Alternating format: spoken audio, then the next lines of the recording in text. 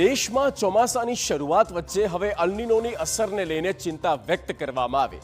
હવામાન વિભાગે આગાહી કરી છે કે આ વર્ષે અલ્નિનોને કારણે ચોમાસા પર અસર પડી શકે અને સામાન્ય કરતાં ઓછો વરસાદ નોંધાઈ શકે।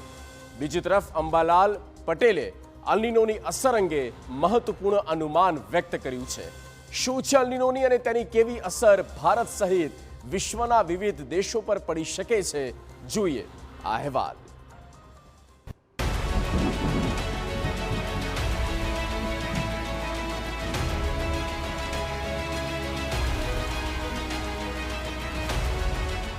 દરિયાના રસ્તે ભારત આવી રહી છે અલ્નિનો નામની આફત। આઈએમડીના લેટેસ્ટ રિપોર્ટમાં દાવો કરવામાં આવ્યો।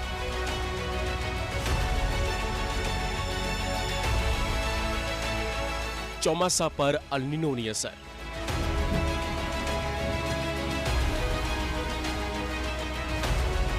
સરેરાશથી ઓછા વરસાદની આશંકા।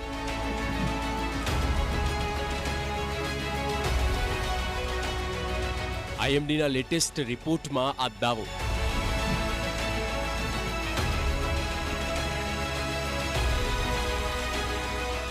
ભારતમાં હવામાનની રીતો વિવિધ પરિબળોને કારણે બદલાતી રહે છે। દક્ષિણ પશ્ચિમ ચોમાસાને પ્રભાવિત કરવાના ચોક્કસ કારણો છે, જેમાં અલ્નિનો અને લા નીના ખાસ કરીને મહત્વપૂર્ણ છે।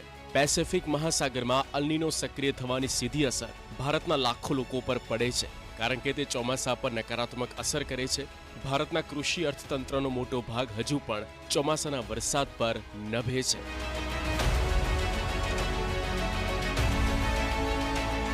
પ્રશાંત મહાસાગરમાં સર્જાતી અલ્નિનોની સ્થિતિ હવે વિશ્વના અનેક દેશો માટે ચિંતાનો વિષય બની છે। હવામાન વિભાગના જણાવ્યા અનુસાર અલ્નિનોની અસર વર્તાવાની શરૂઆત થઈ ગઈ છે અને તેની સીધી અસર ચોમાસા પર પડી શકે છે। નિષ્ણાંતોનું માનવું છે કે અલ્નિનો સક્રિય બનતા વરસાદની પ્રણાલીમાં ફેરફાર જોવા મળે છે, જેના કારણે કેટલાક વિસ્તારોમાં વરસાદની ઘટ સર્જાઈ શકે।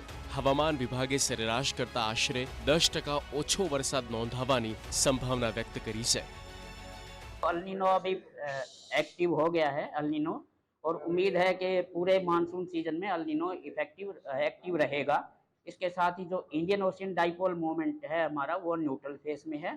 तो अगर आईओडी जो इंडियन ओशियन डाइपोल है पॉजिटिव होता है तो अच्छा असर रहता है हमारी मानसून पे, लेकिन अभी वो न्यूट्रल है। पूरे मानसून सीजन में उम्मीद है, जो मॉडल्स दिखा रहे हैं वो नॉर्मल फेस में ही है, और अल्निनो भी बना हुआ है। तो जो हमने लॉन्ग रेंज फोरकास्ट दिया है मानसून का, साउथ वेस्ट मानसून का, उसमें कंट्री एज ए होल जो हम एक्सपेक्ट करें, बिलो नॉर्मल एक्सपेक्ट करें, अबाउट 90% ऑफ नॉर्मल रेनफॉल। શું છે અલ્નિનો? આને ખૂબ જ સરળ રીતે સમજીએ। પૃથ્વીનું હવામાન માત્ર આપણા શહેર કે દેશથી નક્કી નથી થતું। હજારો કિલોમીટર દૂર આવેલા મહાસાગરોનું તાપમાન પણ તેનો આખો રૂખ બદલી નાખે છે। જ્યારે પ્રશાંત મહાસાગરના વિષુવવૃત્તીય ભાગનું પાણી સામાન્ય કરતાં વધુ ગરમ થવા લાગે ત્યારે તે સ્થિતિને અલ્નિનો કહેવાય છે, અને આ જ અલ્નિનો વિશ્વના ઘણા ભાગોના હવામાનને પ્રભાવિત કરે છે। ભારતમાં ભૂતકાળમાં ઘણી વખત અલ્નિનો દરમિયાન ચોમાસું નબળું પડતું જોવા મળ્યું છે। અંબાલાલે વ્યક્ત કરી વરસાદની સંભાવના। હવામાન નિષ્ણાંત અંબાલાલ પટેલે પણ અલ્નિનોને લઈને મહત્વપૂર્ણ આગાહી આપી। તેમના જણાવ્યા મુજબ આ વર્ષે ચોમાસા પર અલ્નિનોની અસર જોવા મળશે, જો કે કેટલીક જગ્યાએ ભારે વરસાદની સ્થિતિ પણ સર્જાઈ શકે। અંબાલાલ પટેલના જણાવ્યા અનુસાર જુલાઈ મહિનામાં વરસાદની સારી સિસ્ટમ સક્રિય થવાની શક્યતા છે, પરંતુ તે દરમિયાન પણ અલ્નિનોની અસર યથાવત રહી શકે છે, જેના કારણે રાજ્ય અને દેશના વિવિધ વિસ્તારોમાં વરસાદનું વિતરણ અસમાન રહેવાની શક્યતા છે। આમ છતાં ચોમાસામાં અલ્નિનોની ધારતી તો છે જ। ક્યાંક અઢારે ભારે વરસાદ તો ક્યાંક વરસાદમાં બ્લેક પણ આવવાની શક્યતા છે। એક એટમોસ્ફિયરિક વેવ એ પણ જુલાઈમાં આવવાની શક્યતા છે, પણ તેમાં પણ અલ્નિનોની અસરની શક્યતા છે। એટલે જુલાઈ માસમાં વરસાદ સારો થવાની શક્યતા હોવા છતાં અલ્નિનોના કારણે ખંડ વૃષ્ટિ થવાની શક્યતા રહેશે। ભારત સહિત અનેક દેશો પર અસર।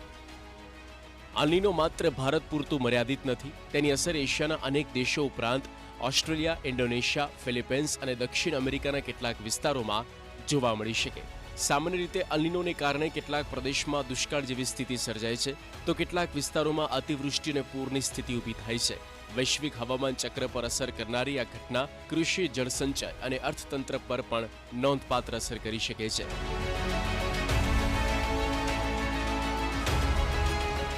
અલ્નિનોની સંભવિત અસરને ધ્યાનમાં રાખીને હવામાન વિભાગ અને નિષ્ણાતો સતત સ્થિતિ પર નજર રાખી રહ્યા છે.